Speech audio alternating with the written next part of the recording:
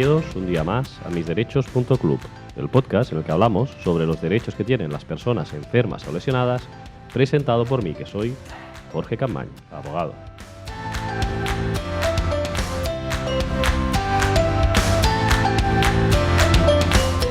Muy buenos días a todos y feliz martes 17 de diciembre de 2019 en este nuevo episodio que es el número 155 en el que vamos a entrevistar al doctor Eloy Espín para hablar sobre la enfermedad de Crohn.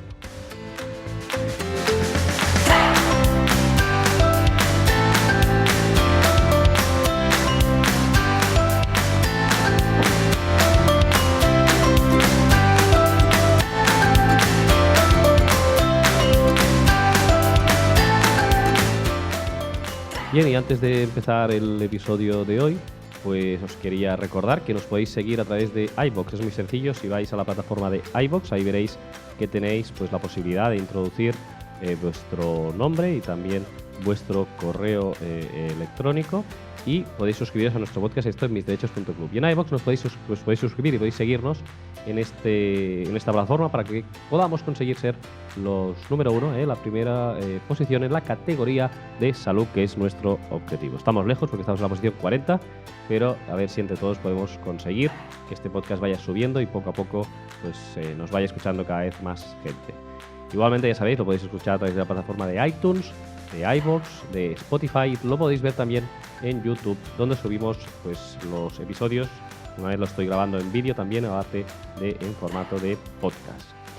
Bien, y hoy tenemos una entrevista con el doctor Espín, una celebridad, un experto en la cirugía colorectal y gran conocedor de la enfermedad de Crohn, y nos resuelve muchas de las dudas que siempre le preguntamos. Así que espero y deseo que os guste esta entrevista.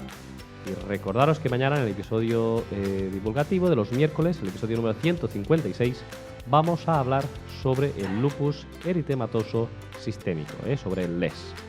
Así que, si os parece, vamos ya a empezar con la entrevista al doctor Espín.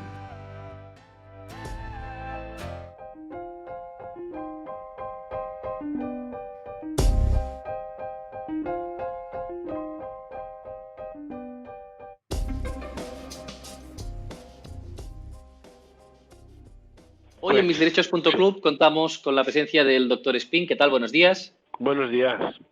El doctor Espín es especialista en cirugía colorectal, es cirujano, gran conocedor de la enfermedad de Crohn y es jefe clínico de la unidad de cirugía de colon y recto del Servicio de Cirugía General y Digestiva del Hospital Vall d'Hebron de Barcelona. Además, es profesor titular del Departamento de Cirugía de la Universidad Autónoma de Barcelona y del Board Europeo de Coloproctología. Ha sido presidente de la Asociación Española de Coloproctología y secretario general de la European Society of Coloproctology, y también es reconocido investigador en su especialidad, habiendo realizado numerosos trabajos nacionales e internacionales, y además también colabora con asociaciones, entre otras, pues con la ACU España, con la Confederación de Crohn y Colitis Ulcerosa. Por lo tanto, estamos hablando de una persona muy cualificada, como siempre, que traemos aquí a nuestros invitados para hablar de la enfermedad de Crohn. La primera pregunta obligada que siempre hacemos es que nos explique brevemente en qué consiste esta enfermedad, la enfermedad de Crohn, y cuáles son sus síntomas. Bueno, buenos días. La enfermedad de Crohn es una de las dos enfermedades principales que corresponden, que se llaman enfermedad inflamatoria intestinal, junto con la colitis ulcerosa. La enfermedad de Crohn es una enfermedad que afecta a cualquier parte del aparato digestivo, desde la boca hasta el ano, o sea, puede afectar boca, esófago, estómago, intestino delgado, colon, recto y ano, y que se manifiesta en forma de sangrado, de diarreas, de fístulas o de poco infecciones. Todo eso secundario a la inflamación y ulceración de cualquier parte de estas del intestino delgado. Esto sería a grandes rasgos lo que es la enfermedad de Crohn. ¿Y qué síntomas tiene una persona que tiene este diagnóstico? Por lo general, la mayoría de los pacientes empiezan con cuadros largos, de larga evolución, de diarreas, pérdida de peso, las heces contienen moco, contienen sangre y tienen cuadros de dolor abdominal. Esto es lo más típico, porque la afectación más típica es a nivel de intestino delgado y de colon, ¿no? A veces hay pocos pacientes, pero también se pueden descubrir a raíz de lo que son los cuadros de patología perianal, que sobre todo es en forma de abscesos y fístulas repetidas en alrededor del ano. Pero por lo general es lo que he dicho, molestias abdominales con diarreas, moco y sangre y pérdida de peso. ¿Cuáles serían los consejos para que una persona acuda a un médico cuando tiene esta sintomatología? Yo creo que no hay que caer en lo que es fácil, que es pensar que cuando tienes una diarrea ya tienes una enfermedad inflamatoria, pero sí que cuando tenemos diarreas de forma prolongada, es decir, que duran más de unos cuantos días que puede tener cualquier persona, o que se asocian a otros cuadros como pérdidas de peso importantes, náuseas o vómitos, estas personas deberían de acudir a los centros de atención primaria o a un médico a que lo valore. Y especialmente aquellos que tienen cuadros crónicos, diarreas de más de 3 meses de evolución, yo creo que es obligado el acudir a un digestólogo, a un gastroenterólogo, para que descarte las posibles problemas que pueda tener de enfermedad inflamatoria intestinal o de cualquier otra patología a nivel gastrointestinal. Y en cuanto al origen, ¿cuál es la causa de esta inflamación que provoca todas estas limitaciones con esta enfermedad de Crohn? Para hacerlo fácil, diré que hay mucho desconocimiento de esto y es necesaria mucha investigación. Se ha investigado mucho, se investiga mucho, pero también se desconoce mucho. Pero en resumen, hay varias teorías. Una teoría es que podría haber algún agente infeccioso desconocido que pueda estar detrás. Hay otro que puede ser una enfermedad autoinmune, es decir, que nosotros mismos, nuestro cuerpo rechaza parte de nuestro cuerpo y hace que haya inflamación.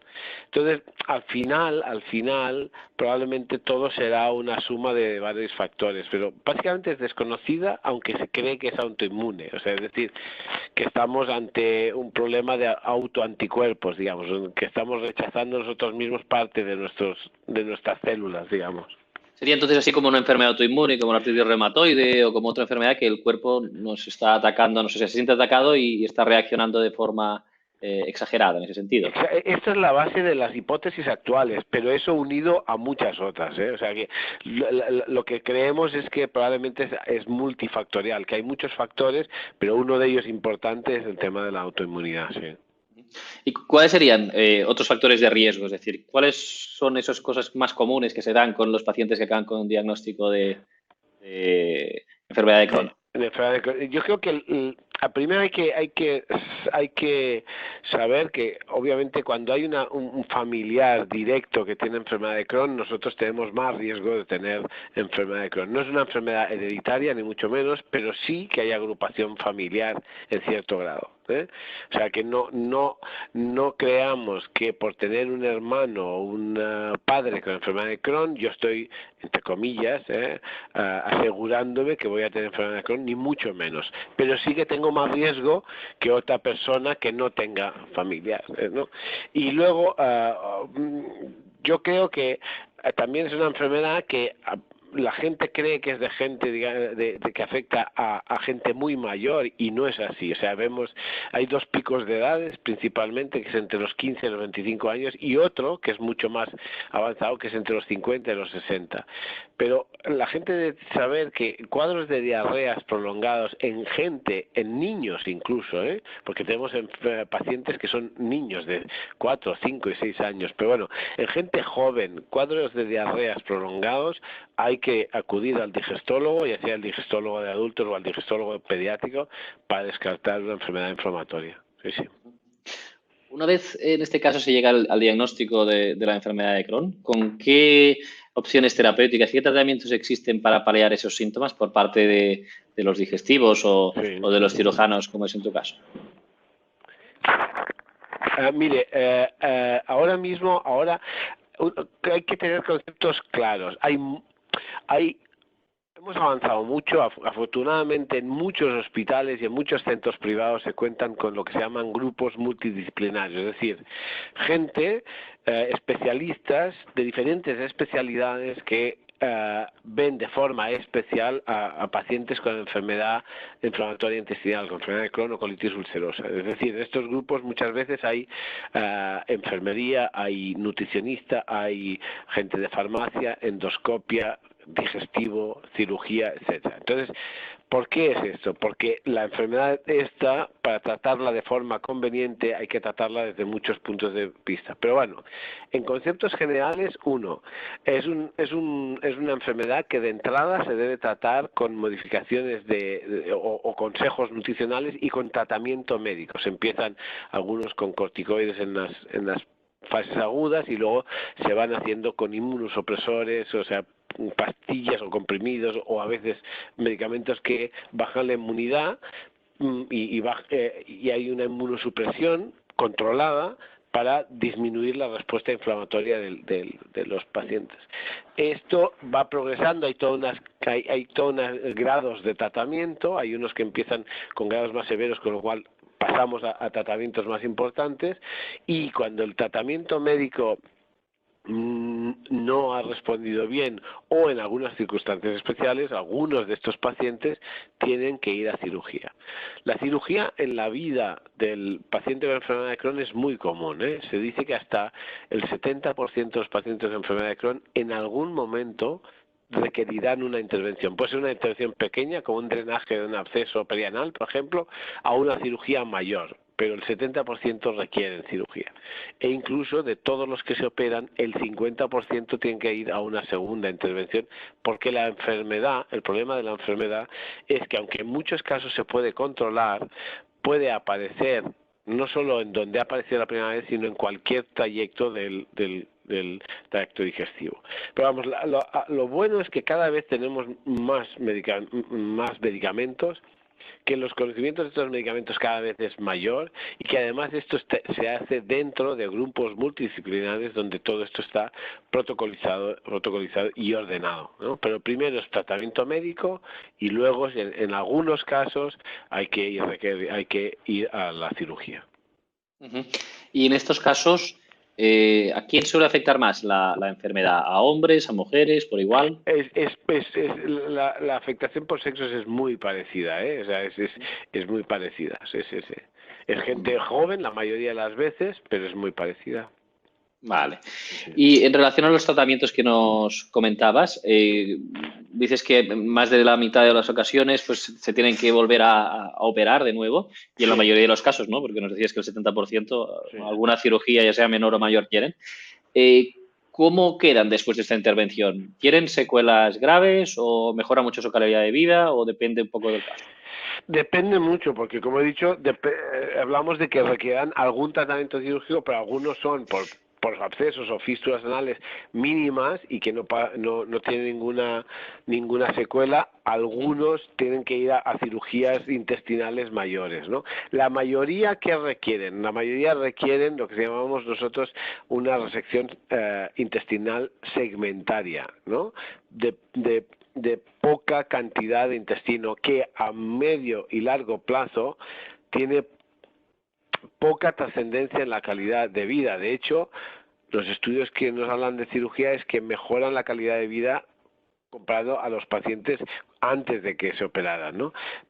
Pero es verdad que algunos pacientes tienen que hacer cirugías mayores que sí que tienen secuelas, desde pues resecciones intestinales grandes que tienen que llevar lo que se llaman estomas, es decir, bolsas intestinales como ileostomía o colostomía de forma permanente, que no le podemos reconstruir el tránsito intestinal y que tienen que llevar las bolsas, a secuelas en pacientes ya más graves, pues bueno, a nivel agudo, o sea, del proceso operatorio, pues infecciones o sangrado, y a nivel crónico, secuelas, pues pueden ir algunos desde trastornos del hábito deposicional con más tendencia a la diarrea, hasta incluso en casos muy graves y que afortunadamente ahora son muy, muy, muy excepcionales, pues problemas mucho mayores como unas cosas que nosotros llamamos, unos síndromes que llamamos síndrome de intestino corto, que es cuando tienes déficit de tejido digestivo y tu alimentación tiene que ser por otras vías, ¿no?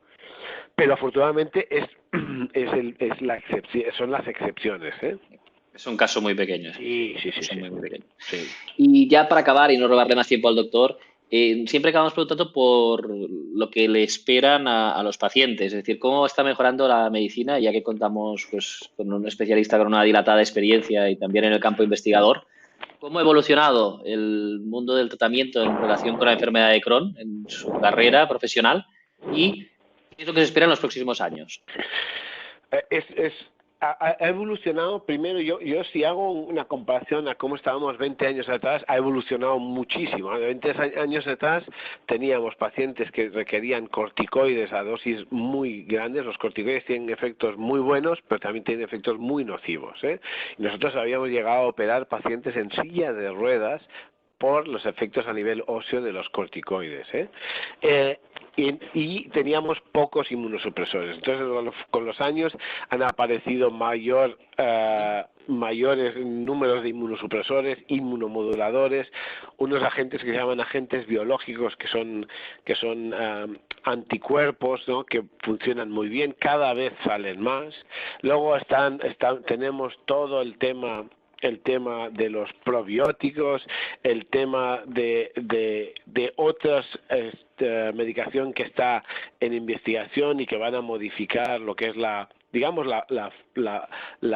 flora, ¿no?, intestinal, que creemos que es algo muy importante. Todo está mejorado mucho. Luego, desde el punto de vista de la cirugía, ha mejorado mucho porque cada vez hacemos más cirugía mínimamente invasiva, con lo cual el daño que hacemos al paciente es mucho menor. Pero yo creo que, esto es muy importante, pero yo creo que el paso más importante que se ha dado en el tratamiento, aunque parezca que es muy sencillo, es la creación de grupos multidisciplinarios, es decir, diferentes especialistas que se unen en grupos en los que todos, desde su prisma, están estudiando y tratando a los pacientes con enfermedad inflamatoria y no de forma separada, ¿no? Eso yo creo que es el mejor avance que ha habido en los últimos años, ¿no? Y luego la centralización de que se haga no en pocos centros, sino en centros de alta especialidad. En el futuro, yo creo que el futuro es bueno, porque cada vez tenemos medicamentos más con mejores efectos, o sea, con mayor efecto y con menores efectos adversos, ¿no? Y la cirugía cada vez se está centralizando más. O sea, los grupos de cirugía colorectal son los que operan a estos pacientes, tienen mucha más experiencia y se operan mucho mejor y con mejores resultados. Con lo cual yo creo que se está operando menos también en ese sentido. Es decir, gracias a los fármacos se está operando menos. Se está operando en mejores condiciones, no mucho menos. Sí que por ejemplo, en otra enfermedad que es la colitis ulcerosa, sí que hemos visto que se opera menos, en la enfermedad de Crohn un poquito menos, pero todavía operamos pues bastante parecido a lo que operábamos hace 15 o 20 años. Lo que pasa es que las condiciones a las que llegan los pacientes son mucho mejores. Entonces, el ejemplo que nos ponías de la silla de ruedas es potente, ¿no? Son casos dramáticos que ahora no se ven, ¿no? Pero ahora el paciente llega en muchas mejores condiciones y la evolución es mucho mejor. O sea que yo creo que esto dentro de 20 años, si pudiéramos hablar, pues seguro que estamos en otra dimensión, ¿eh? Ojalá que sea así y que avance tanto los tratamientos farmacológicos que nos comentabas como también esas mejoras, ¿no?, en la cirugía, que sea menos invasiva, como nos comentabas, y que la evolución posterior pues pueda ser mejor para los pacientes. Seguro que sí. Muy bien, Mire, una cosa que es prueba de que está mejorando es la entrevista esta. Es verdad, es el hecho de que la enfermedad inflamatoria que hace unos años no era conocida y ahora está poco a poco cada vez más conocida y además más tratada desde muchos puntos de vista, desde el médico, psicológico, legal, etcétera, etcétera. Con lo cual yo creo que eso es uno de los mejores signos. Indicadores o síntomas. Sí, por supuesto. Muy bien, pues muchísimas gracias. Le agradecemos al doctor el tiempo que ha estado con nosotros para compartir sus conocimientos y esperemos que le resulte interesante a la audiencia. Muchísimas gracias. Muchísimas gracias a usted.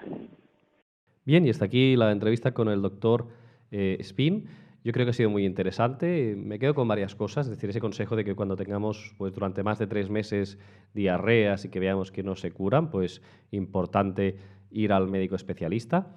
Que desgraciadamente la enfermedad de Crohn, pues hasta el 70% acaban con cirugía, cosa que pues, es un porcentaje muy elevado y que pues, en muchos casos no funciona bien esa cirugía o se complica la enfermedad y que más de la mitad tienen que volver a operarse. Bueno, quedémonos con el dato de que la mitad pues, ya no tiene que volver a operarse, pero aún siguen siendo muchos los que tienen que volver a operarse. Y en ese sentido, pues destacar cómo ha avanzado la medicina, con aquello que nos decía, ¿no? Que antes pues, se trataba con corticoides, con cortisona, y que tenía pacientes que incluso tenía que haber intervenido que derivado de las consecuencias de ese uso continuo de la cortisona, pues se acababa en silla de ruedas, ¿no? Pues eso se ha mejorado mucho con los fármacos y esperemos finalmente que, como nos decía, pues mejore mucho la calidad de vida de estos pacientes con nuevos fármacos y con intervenciones quirúrgicas mínimamente invasivas, como nos decía, que cada vez van mejorando más y hacen que tengan menos secuelas y que se tenga que intervenir a menos gente en posteriores ocasiones. Bien, muchísimas gracias de nuevo públicamente al doctor Espín por su tiempo y por su dedicación a esta entrevista y por todo el trabajo que hace, que ya sabéis que, como hemos dicho al inicio, es muchísimo, tanto a nivel asistencial como a nivel investigador. Y hasta aquí el episodio de hoy. Os recuerdo mañana miércoles que tenemos el episodio del lupus eritematoso sistémico, que seguro que os va a resultar interesante. Que tengáis un feliz martes.